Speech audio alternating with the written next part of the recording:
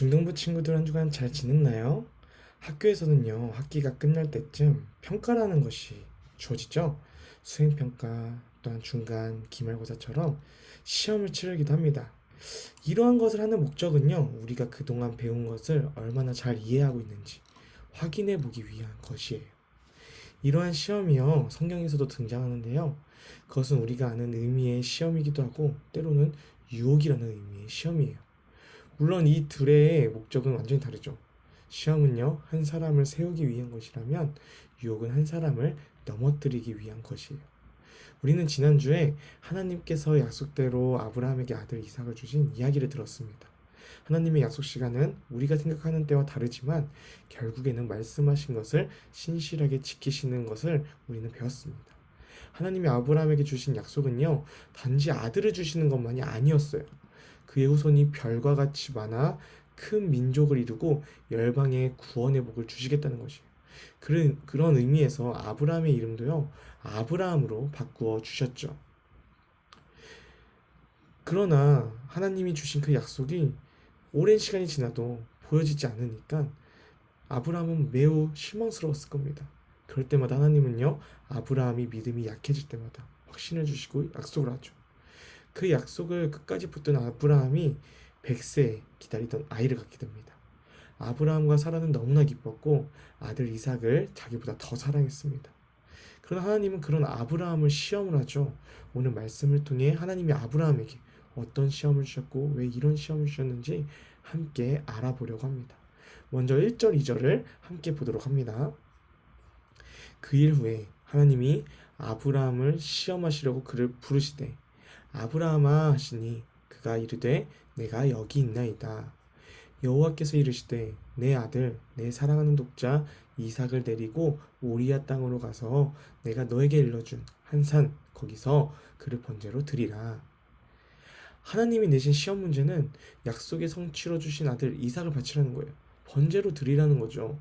이 번제로 드리라는 것은요, 그 아들을 불로 완전히 태워서 바치라는 겁니다. 당시 고대 사회에서도 인신 제사는 존재했는데요. 하지만 이러한 제사는 극히 제한적인 일이었고 조심스러운 일이었고 한편으로는 악습과 같은 일이었습니다.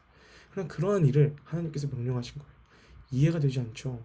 우리가 믿는 하나님은 사랑이 많으시고 인격적인 분이신데 그 하나님이 이런 명령을 하셨다는 게 이해하기가 참 어렵습니다. 더 놀라운 건 아브라함의 반응이에요.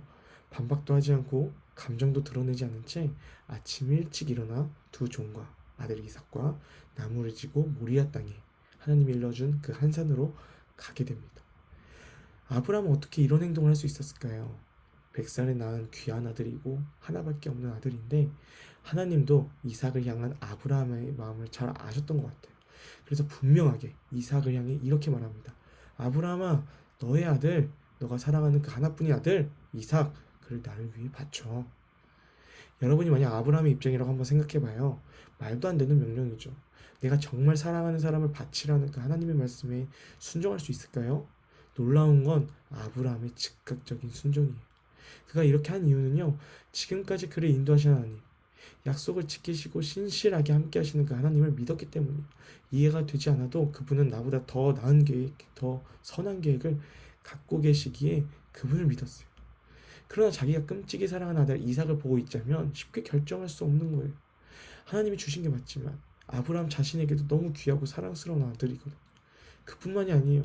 지금까지 하나님의 약속을 붙잡고 살아온 아브라함에게 이삭은요, 하나님의 약속이자 소망이자 그가 살아온 목적이었습니다. 그런데 이마저 다 사라지게 되는 거예요. 아마 전도사님 생각에는 그가 즉각 순종하지 않으면 이 명령에 따르기 어렵진 않았을까 생각합니다. 생각할 틈도 없이 아침 일찍 일어나 이삭을 데리고 모리아 산으로 향하죠. 그런데 아브라함이 거주하는 브엘세베라는 지역에서 현재 예루살렘으로 불리는 그 모리아 산까지는 약 3일 정도 걸립니다. 그 길을 가면서 어떤 마음이 들었을까요? 정말 힘들었을 거예요. 아들 이삭과 함께 밥을 먹고 잠도 같이 자며 이렇게 하루하루 보내며 하나님은 왜 이런 명령을 하셨을까? 정말 많은 고민이 되었을 거예요. 멀리 산이 보일 때쯤에 아브라함은 종들에게 기다리라 말하고 아들 이삭만 데리고 올라갑니다. 여기서 아브라함의 말이 참 의미심장해요. 우리 함께 창세기 22장 5절 말씀 같이 보도록 하겠습니다. 이에 아브라함이 종들에게 이르되 너희는 나귀와 함께 여기서 기다리라. 내가 아이와 함께 저기 가서 예배하고 우리가 너희에게로 돌아오리라 하고. 하나님이 말씀하신 대로라면 아브라함은 이삭과 같이 돌아올 수 없을 거예요. 그런데 아브라함은 우리가 돌아오리라 이렇게 말합니다. 아브라함이 3일 동안 고통스러운 시간 속에서 믿음의 결단을 한 것으로 보여요. 이제 번제를 산으로 올라가는데 평소 준비하는 것과 다르니까 이삭이 이렇게 질문을 합니다. 7절이에요. 이삭이 그 아버지 아브라함에게 말하여 이르되 내 아버지여 하니 그가 이르되 내 아들아 내가 여기 있노라. 이삭이 이르되 불과 나무는 있거니와 번제할 어린 양은 어디 있나이까. 이삭은 아버지 아브라함을 따라 번제를 드리러 동행했죠.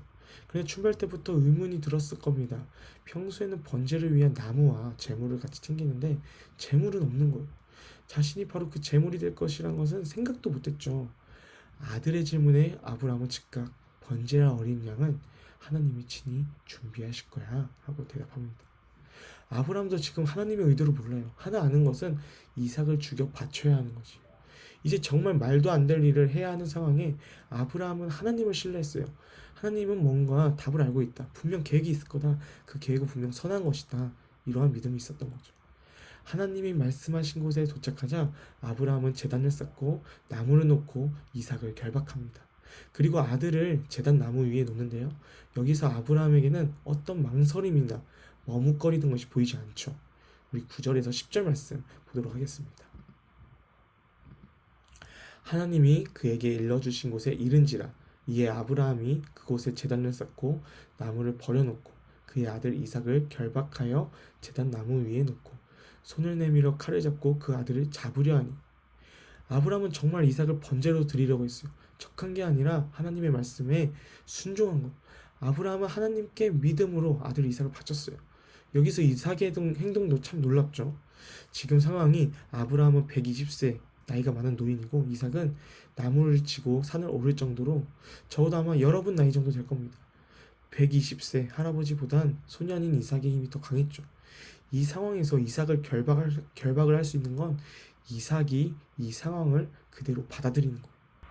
이삭은 아버지 아브라함이 믿는 하나님을 신뢰했고 아버지 말에 절대적으로 순종합니다. 아브라함이 칼을 들어 이삭을 죽이려고 할 때 하나님의 천사가 나타나 아브라함을 말리는데요. 우리 함께 창세기 22장 12절 말씀 보도록 합니다. 사자가 이르되 그 아이에게 내 손을 대지 말라. 그에게 아무 일도 하지 말라. 너가 내 아들 내 독자까지도 나에게 아끼지 아니하였으니 내가 이제야 내가 하나님을 경외하는 줄을 아노라. 하나님의 진짜 시험 문제가 등장하죠. 너가 정말 나를 경외하고 있느냐?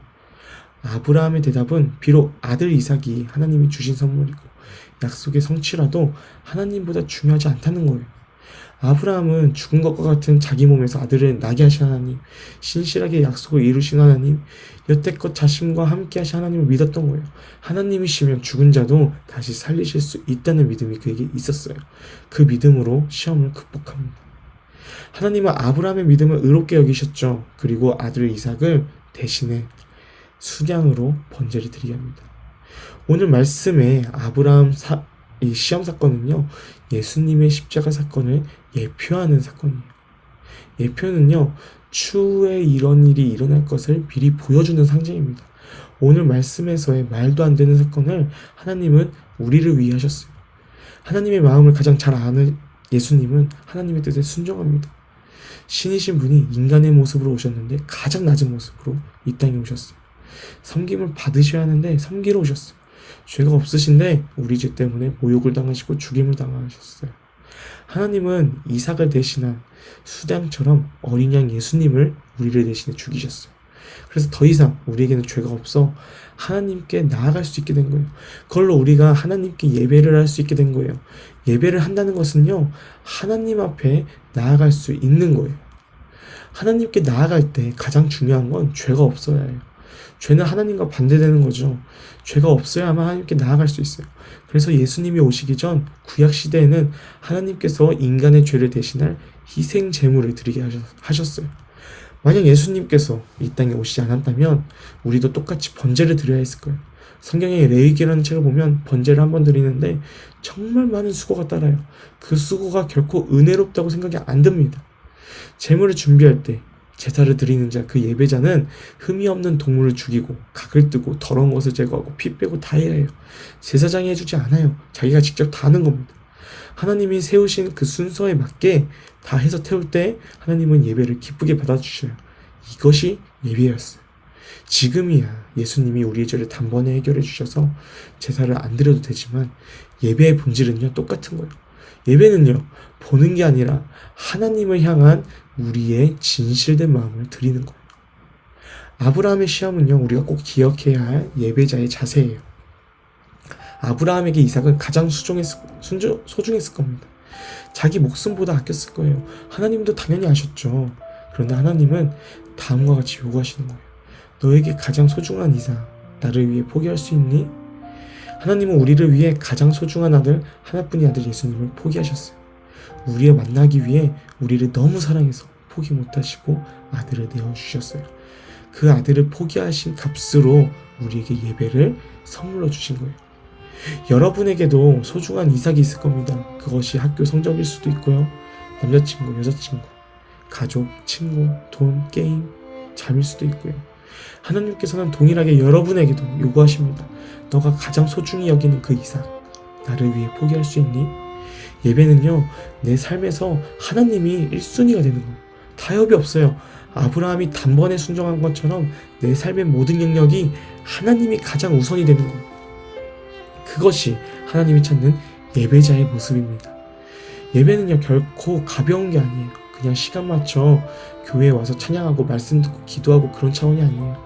우리의 진실된 마음, 하나님을 가장 우선시하는 마음, 그 마음으로 모든 예배의 순서에 참여하는 것, 일상을 살아가는 것이 예배예요.